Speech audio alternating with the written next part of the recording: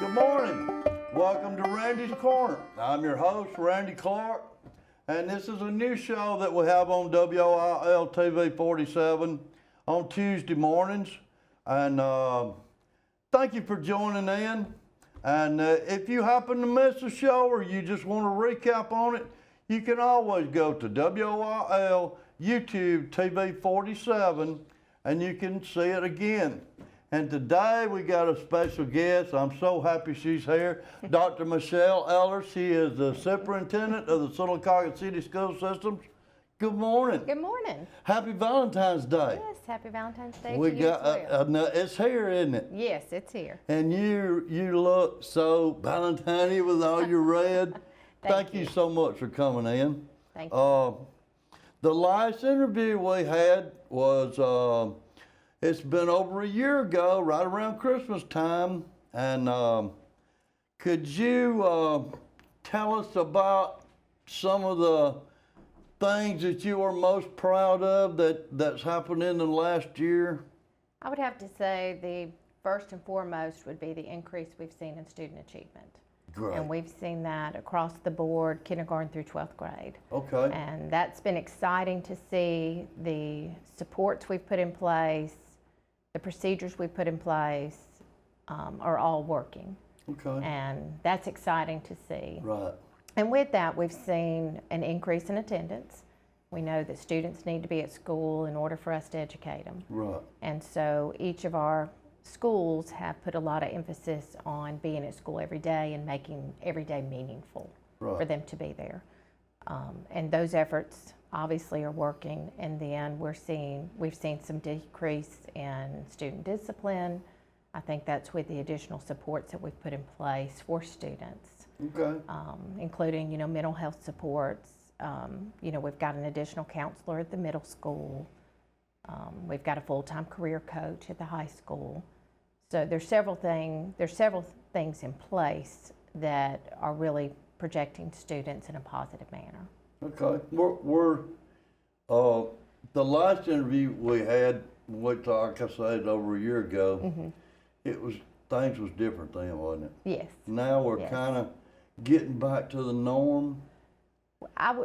More, let me rephrase that, more than we was a year ago. Yes. I don't think we can ever do school the way school was conducted pre-COVID. Okay. And what I mean by that is instructionally. Right. I think as a nation we've changed. I think the population we're serving has changed. So our teachers have had to really look at best practice instructional strategies. We've had to really look at the curriculum we offer, how we offer it, so that students are progressing the way that they need to progress. And because our teachers have rose to that challenge, we're seeing the increase with student achievement because they've rose to that challenge. Right.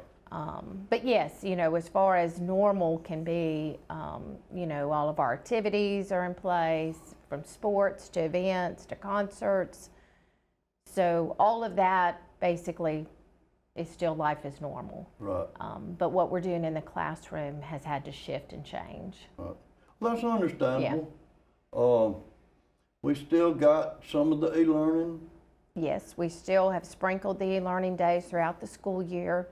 Those have been extremely beneficial for us keeping our teachers, current with professional development and teaching strategies, but it also gives our students an opportunity to do some independent learning as well in that blended learning environment.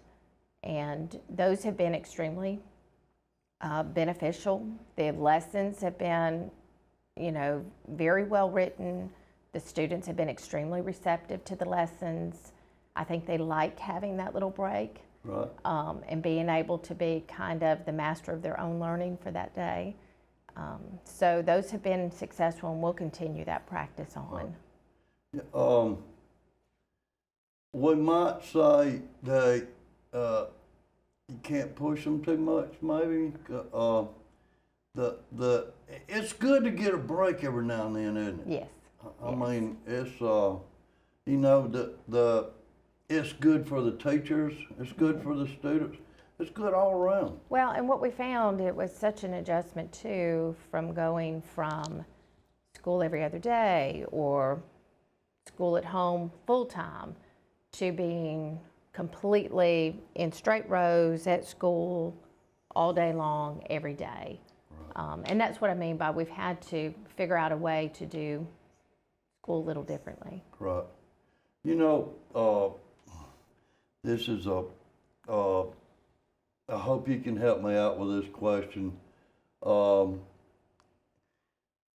know, today, with the kids on electronics as much as they are, and I'm not just speaking of, I'm talking about health right now. Right. I'm not just speaking of eating in the lunchrooms. I'm also speaking about eating at home. Are the teachers expressing more healthy eating in our schools? I guess is my how I say it. Well, we do offer free breakfast and lunch. Right. So our students do get a well-balanced meals at school.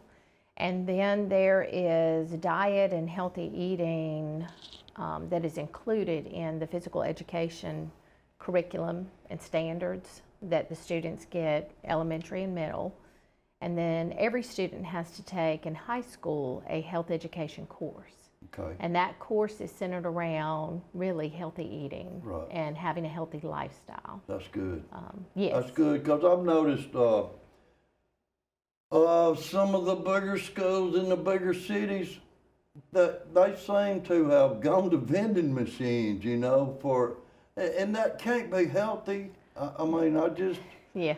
Well, the vending machines actually have the same calorie and require nutrient lunches, but it's the way they're packaged in there. That means a lot. Right. And Right. so it makes it, I guess, more appealing Right. to them because they're getting it out of a vending machine versus the lunchroom line. I Right. don't know.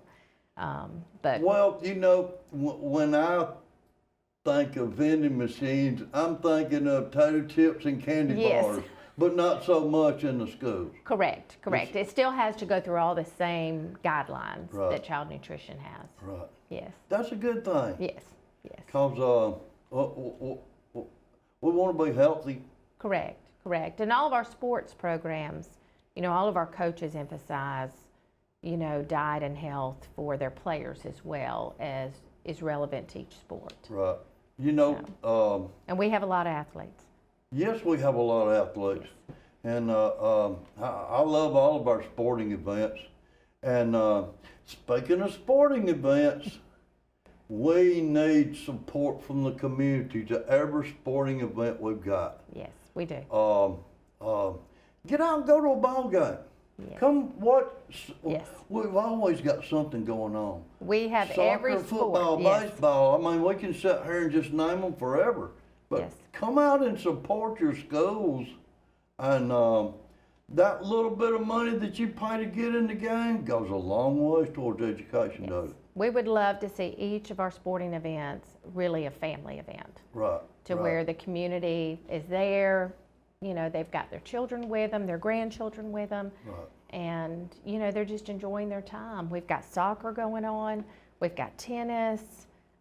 You know, baseball's about to begin. And softball. how much has the tennis program exploded? Oh, yes. I mean, you ride by there now and the tennis courts are full. The kids all have smiles on their face. The parents has got smiles on their Yes. face. I'm so glad to see our tennis program exploding like it is. Yes. And one more question I got for you. Okay.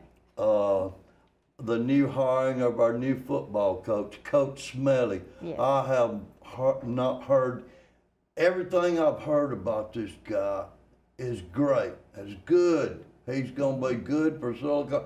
Could you explain maybe the hiring and the thought process that went into the hiring? I can't wait to interview him, but the way I like to interview these coaches, I like to do it on the field.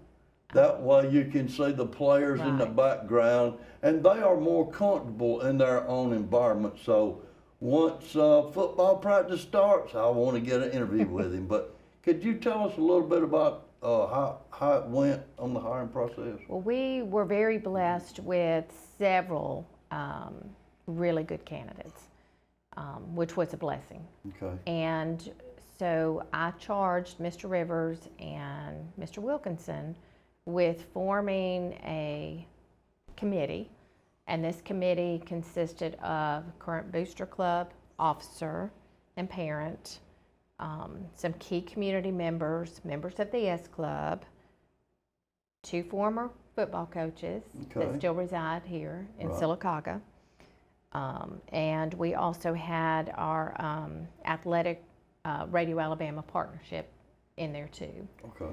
And so with that committee and with me and Wilkinson and Rivers, we interviewed the top candidates. We pre-screened all of the candidates that came in, and we were really looking for not just somebody who could be a great coach, but someone who could be a great coach for our players. Right. That could connect with our players, inspire our players, motivate our players, but also be someone that could work well with our parents, with our community, with the other coaches.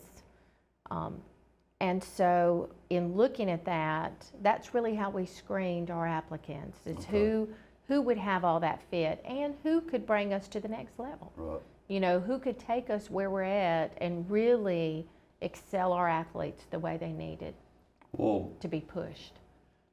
Michele, I think y'all done a great job. I haven't heard nothing but good about Coach Smalley. And I talked to a few people that really knows him, has followed him throughout his career. He's young, he's energetic, and I think he's going to be great for Sylacauga City Schools. We think so too. And I hope to get to interview him. Yes, we're excited, and the excitement's already in the air. We had he had a meeting, an interest meeting last week, and we had about 90 students that came out to the interest meeting. That's a good thing. He's already started morning workouts. Right. You might see cars at the field house early in the morning. They're working out every morning at 6 a.m. Right. And so excitement's in the air. Excitement's in there. Yes. That's what we need. Yes, that's That's exactly what we want. need. Yes. Be thinking of something else maybe we can talk about. I need to say one thing because it's Valentine's Day. Okay. I got my prop right here. I don't know if we're going to be able to show it, but I want y'all, there they are. Look at those beautiful hearts right there. These hearts right here, if you haven't got your sweetheart of Valentine's gift yet, and you're looking for one, these hearts right here are sold down at our Baby Comer Memorial Library across from City Hall, and they are made by our local marble sculptor, Mr. Krager Brown, great guy. And so if you get a chance, and you know, even if you don't have a sweetheart to get you one of these, go down there and get you one. They're great. They're hometown hearts. They're from right here in Sylacauga. Krager lives here in Sylacauga. And these hearts, these right here, was made from the block used for the Helen Keller Warmth of Enlightenment sculpture. Just go down to the library and you can get your heart. And did we cover everything? Well, I was going to say, with it being Valentine's Day today, February 17th is World Kindness Day. February's a big month. Yes, yes it is. So all of our schools will be celebrating World Kindness Day on the 17th. February is also Black History Month and Career Technical Education Month. And I understand you're going to have our Director of Workforce Development on your show coming up. Next Tuesday. Very good. So you'll have Ms. Goodwine here, and she'll be able to tell you just all the great things that are happening with career technical education. Each of our schools did different things with Black History Month this month. Our high school had a fabulous program last week where Reverend Kelly came, who is a 1975 graduate, came and was the guest speaker. And then Nichols Lawson, Pinecrest, and Indian Valley all did Black History incorporated in the curriculum. So whether it was through the history classes or the English classes, they all did projects and are still doing them throughout the month. Great. To study Black History Month. Okay. So we got it all? I think so. Thank you so much for all that you and your staff do for the Sylacauga City School System. We sure appreciate y'all. And I know you still might be looking for some teachers and bus drivers. Could you give the address where they could pick up a packet? Yes. And one thing I need to say about teachers right quick. I've noticed that on the Star Student of the Month, we have a lot of kids now that says they want to be teachers when they grow up. That's a good thing. Yes, it is. We haven't had that for a long time. Well, you know, teachers are their first role models that they see. Right. That's a career they see every day. Right. And so our teachers have such an impact on students and their careers and just their life as a whole. And so it's exciting to see that these students see these role models and want to be like them. And that's exciting to see. But yes, we're always looking for substitutes. We're always looking for substitute bus drivers, substitutes in the classroom, substitutes in the lunchroom. You can pick up a packet right across here at 43 North Broadway Avenue. Okay. Right here in Sylacauga, we've got packets right in our front reception desk that you can pick up and apply. A lot of people don't realize that bus drivers only work about 4 to 6 hours a day and get full-time benefits. Right. So it's a great way to have retirement, insurance.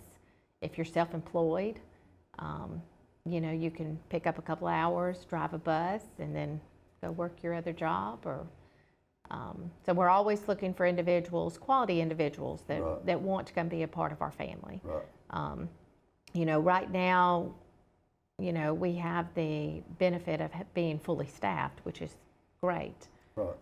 We've got great administrators in place, great teachers in place, but we're always looking to add to our family. Okay. So, Thank you so much for coming in.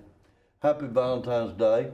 happy Valentine's Day. And like I say, if you ain't got a sweetheart, a gift yet, go down to the BB Corner Library. Get you one of these beautiful hearts. I guess it's out now. My sweetheart's getting this right here, so I guess she knows now. It's not going to be a surprise. Well, hopefully Mr. Eller's watching this morning. Okay, I hope they is too. Stay tuned to Randy's Corner every Tuesday morning. See you next time.